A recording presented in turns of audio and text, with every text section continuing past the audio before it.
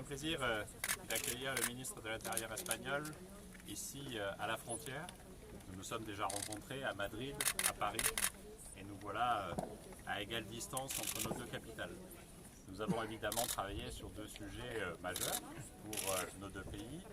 D'abord la préparation et l'amélioration encore des dispositifs d'anticipation et de sécurité pour le G7 qui se tiendra au mois d'août à Biarritz. Nous sommes évidemment liés pour des raisons d'amitié dans le cadre du G7, mais aussi pour des raisons stratégiques de territoire, parce que le choix de Biarritz pour accueillir le G7 concerne évidemment l'Espagne. Nous avons évoqué, nous poursuivrons tout à l'heure, la coopération nécessaire pour gérer au mieux cet événement qui va rassembler 24 délégations étrangères, dont les 7 chefs d'État membres du G7, qui va rassembler 4000 personnes pour les délégations, 2500 journalistes qui seront présents et sur lesquels la coopération entre nos deux pays est absolument essentielle.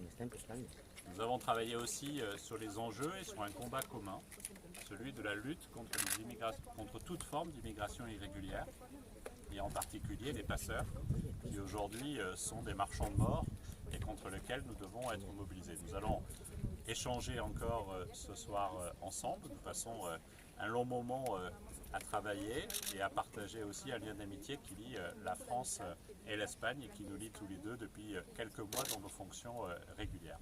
Voilà deux sujets de mobilisation, deux sujets d'action pour chacun d'entre nous pour faire en sorte qu'à très court terme, le sommet du G7 se passe le mieux possible et à moyen terme pour mener ce combat collectif de lutte contre l'immigration irrégulière.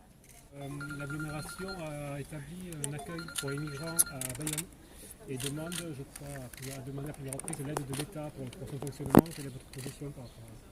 Je ne connais pas le dossier, donc je ne vais pas me prononcer. Ce que je peux vous dire, c'est que la France fait des efforts considérables en matière d'accueil des gens qui sont en situation de demander la protection et donc de réfugiés. Les budgets augmentent très fortement, à la fois pour l'aide, comme l'ADA, à la fois pour les dispositifs d'intégration, et ça me paraît essentiel, et aussi pour les capacités d'accueil.